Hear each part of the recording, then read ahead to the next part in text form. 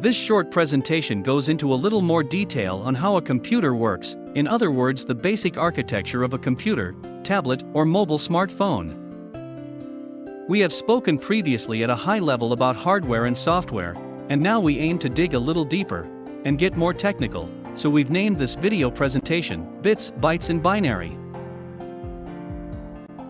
In part 1 we mentioned that a computer's CPU speed is measured in megahertz, and its processing power in bits, and we mentioned that we started with 8-bit computers, then moved to 16, 32, and now 64. What does this mean? What is a bit? Computers work on electricity. Electricity can either be on or off. So a computer circuit can therefore only be in one of those two states. Without delving further into the detail, it is sufficient to know that if a computer circuit is on, it represents the number 1, and if it is off, it represents the number 0. Each individual circuit which can be on or off is called a bit. And this forms the basis of what is known as the binary system. What exactly is binary? In the real world and in our daily lives, for numbers, we use the decimal system. This is called base 10. This is a system in which all operations are based on numbers 0 to 9 and multiples thereof. So we can go from 0 to 9, 10 to 19, and so on. To represent large numbers we have hundreds, thousands, millions, all following the base 10 principle. So in decimal, to write the number 2019, we effectively use 2 by 1000, 0 hundreds, 1 by 10 and 9 by 1. Whereas in binary, we only have two options, 0 and 1. This is called base 2, and representing numbers and characters can only be done by stringing a group of zeros and ones together. The example here shows how a number would be represented in binary, and more detail follows. Remember, a computer simulates the binary system by switching an electronic circuit on or off. On represents a 1 and off, a 0. So computer memory comprises millions of tiny circuits switched on or off as necessary. An individual 0 or 1 is called a bit, and a number of bits can be grouped together to represent numbers and characters. A group of 8 bits is called a byte.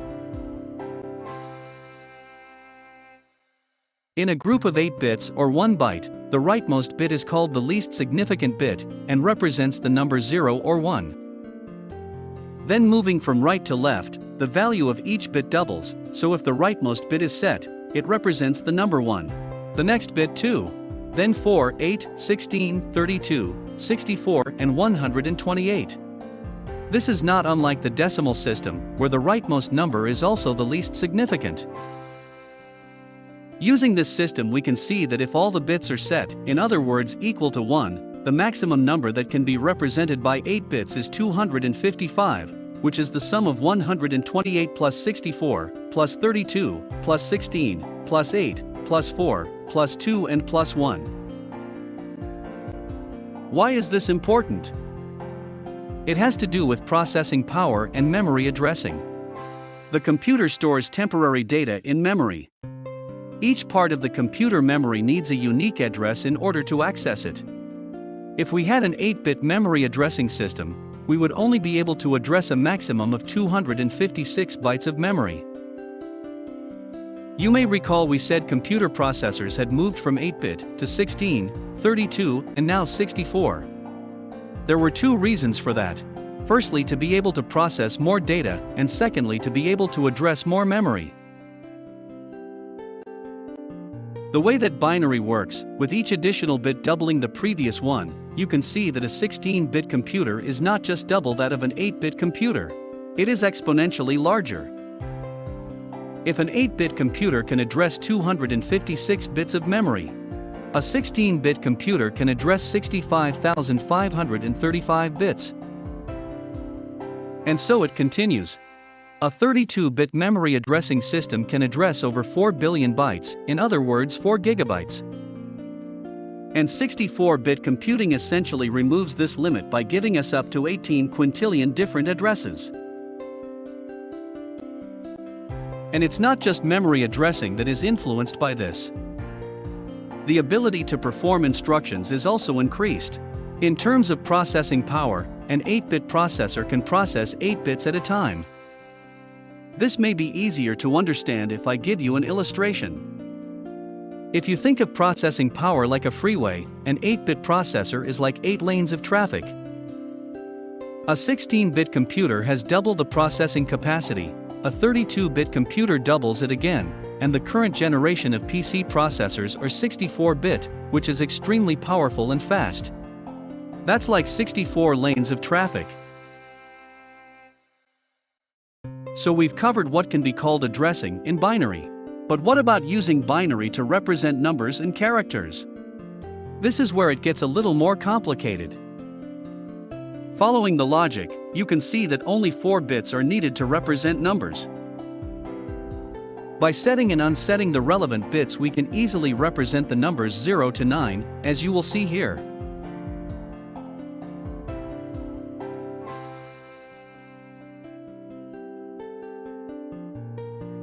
However, remember we have the full 8 bits, or 1 byte to represent numbers, letters and symbols, so let's see how that works. In order to represent the full range of numbers, characters and symbols, the computer uses a unique binary composition for each one, using different combinations of the 8 bits. As you can see in these examples, different combinations of bits represent different numbers, characters, or symbols. This binary to character representation is called ASCII. American Standard Code for Information Interchange, an encoding standard for computer communications.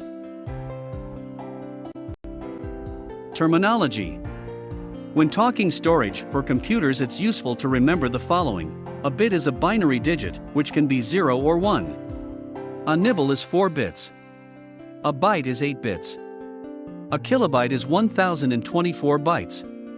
However, although technically this is the case, data storage companies have for years progressed this in multiples of 1000 for ease of reference, so today a kilobyte is seen as 1000 bytes and a megabyte is 1 million bytes. And so it progresses, each further unit is 1000 times that of the previous one. To summarize, each 0 or 1 is called a bit, and can only be 0 or 1. There are 8 bits in 1 byte. In binary, numbers and characters can be represented by different groupings and combinations of bits, as per examples below. Here's a tip. To convert binary to text, you can use an online translator like the one provided for free by www.convertbinary.com. Thanks for watching, and please continue to take this short quiz to test your knowledge. Question 1. What arithmetic system does a computer use? Answer: binary. Question 2. A bit can have 2 states. What are these? Answer: 0 or 1. Question 3. How many bits are in 1 byte? Answer: there are 8 bits in 1 byte. Question 4. How many bytes are there in 1 kilobyte? Answer: there are 1024 bytes in 1 kilobyte. Thank you for taking the time to do this mini course, and we sincerely hope it has helped you to gain an understanding of bits, bytes and binary.